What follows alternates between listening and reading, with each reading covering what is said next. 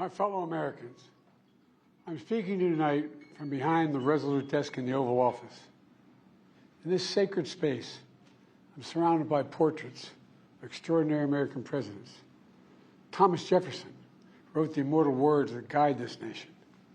George Washington, who showed us presidents are not kings.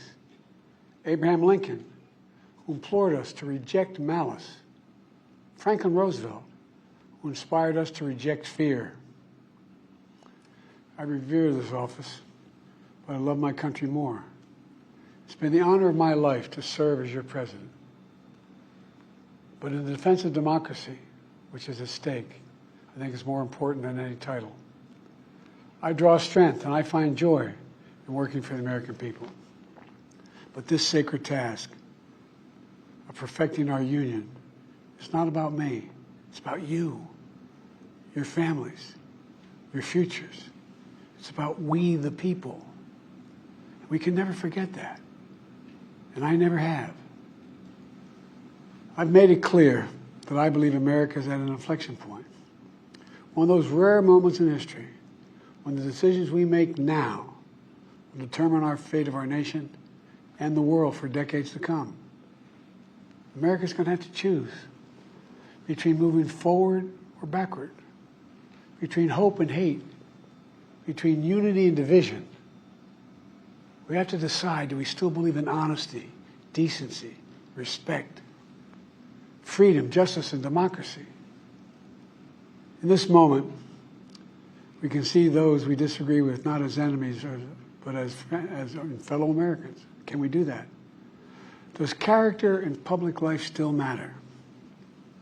I believe I know the answer to these questions because I know you, the American people. And I know this. We are a great nation because we are good people. When you elected me to this office, I promised to always level with you, to tell you the truth. And the truth, the sacred cause of this country is larger than any one of us.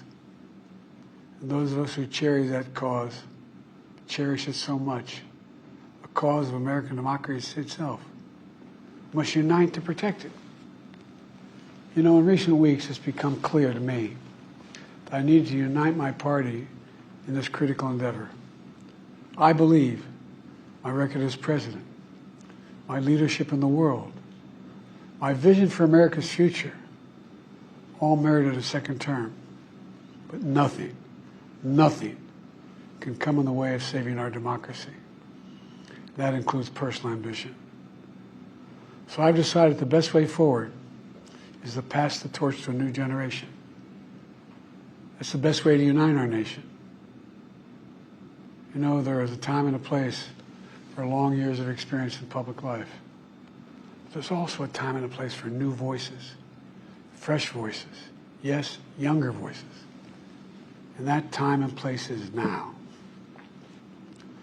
Over the next 6 months, I'll be focused on doing my job as president. That means I'll continue to lower costs for hardworking families, grow our economy. I'll keep defending our personal freedoms and our civil rights, from the right to vote to the right to choose. I'll keep calling out hate and extremism. Make it clear there is no place in America for political violence or any violence ever, period. I'm going to keep speaking out to protect our kids from gun violence, our planet from climate crisis that is the existential threat. And I will keep fighting for my cancer moonshot so we can end cancer as we know it, because we can do it. And I'm going to call for Supreme Court reform because this is critical to our democracy, Supreme Court reform. You know, I will keep working to ensure America remains strong and secure and the leader of the free world.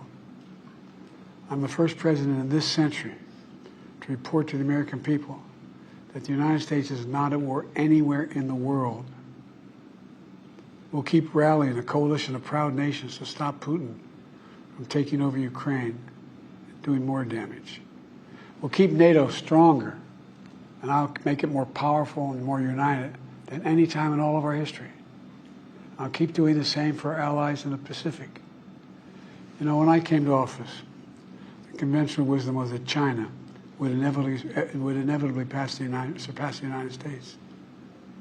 That's not the case anymore. And I'm going to keep working to end the war in Gaza, bring home all the hostages, and bring peace and security to the Middle East and end this war. We're also working around the clock to bring home Americans being unjustly detained all around the world. You know, we've come so far since my inauguration. On that day, I told you, as I stood in that winter, we stood in a winter of peril and a winter of possibilities. Peril and possibilities. We were in the grip of the worst pandemic in the century. The worst economic crisis since the Great Depression. The worst attack on our democracy since the Civil War. But we came together as Americans. And we got through it. We emerged stronger, more prosperous, and more secure. Today we have the strongest economy in the world, creating nearly 16 million new jobs, a record. Wages are up. Inflation continues to come down. The racial wealth gap is the lowest it's been in 20 years. We're literally rebuilding our entire nation, urban, suburban, rural, and tribal communities. Manufacturing has come back to America. We're leading the world again in chips and science and innovation. We finally beat Big Pharma after all these years to lower the cost of prescription drugs for seniors. And I'm going to keep fighting to make sure we lower the cost for everyone, not just seniors. More people have health care today in America than ever before. And I signed one of the most significant laws helping millions of veterans and their families who are exposed to toxic materials.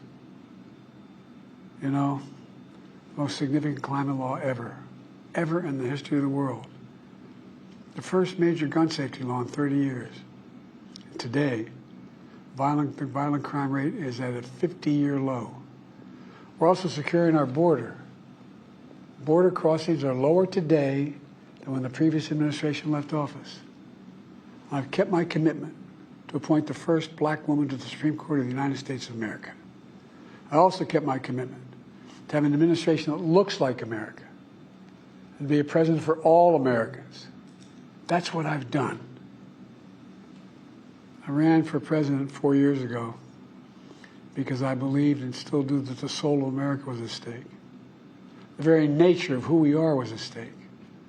And that's still the case. America's an idea. An idea stronger than any army, bigger than any ocean, more powerful than any dictator or tyrant. It's the most powerful idea in the history of the world. That idea is that we hold these truths to be self-evident. We're all created equal, endowed by our Creator with certain inalienable rights: life, liberty, pursuit of happiness. We've never fully lived up to it, to this sacred idea, but we've never walked away from it either.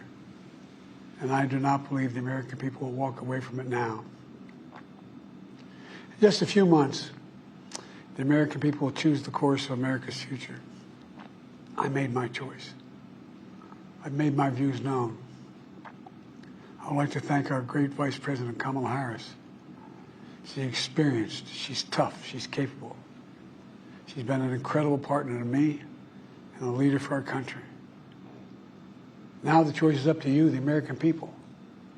When you make that choice, remember the words of Benjamin Franklin hanging on my wall here in the Oval Office, alongside the busts of Dr. King and Rosa Parks and Cesar Chavez. When Ben Franklin was asked, as he emerged from the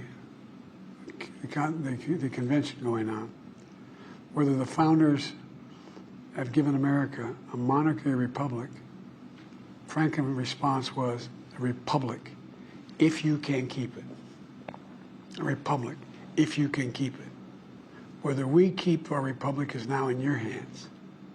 My fellow Americans, it's been the privilege of my life to serve this nation for over 50 years.